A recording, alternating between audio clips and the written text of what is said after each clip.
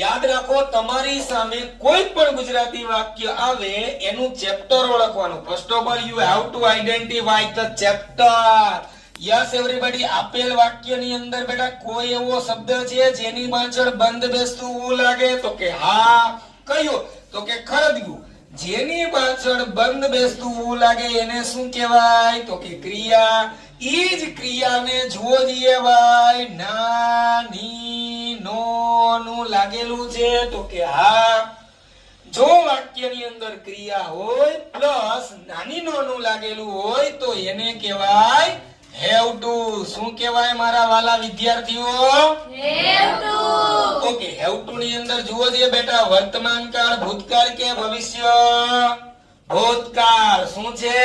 ભૂતકાળ. કેમ ખબર પડે કે હેવ ટુ ભૂતકાળ છે? તો કે સાહેબ આપેલ વાક્યનો છેલ્લો શબ્દ તા, તી, તો કે તું માંથી કોઈ એક છે કે નહીં?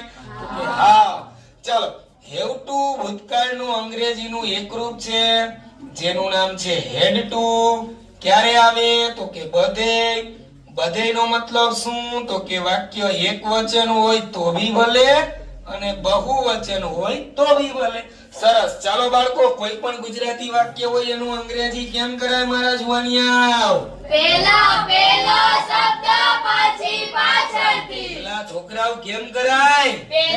પેલો શબ્દ પછી પાછળથી. પેલો શબ્દ રાહુલ છે. રાહુલ ને અંગ્રેજીમાં શું કહેવાય?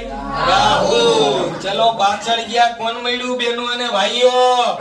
હતી. હતી નું અંગ્રેજી શું થશે? હેડ ટુ.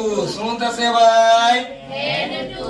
ચાલો ત્યાંથી થોડાક આગળ આવો. કોણ મળ્યું? તો કે ખરીદવાની. બંધ બેસતું હું લાગ્યું. મૂળ શબ્દ ખરીદવું છે. ખરીદવાને અંગ્રેજીમાં શું કહેવાય? બાય. શું કહેવાય? બાય.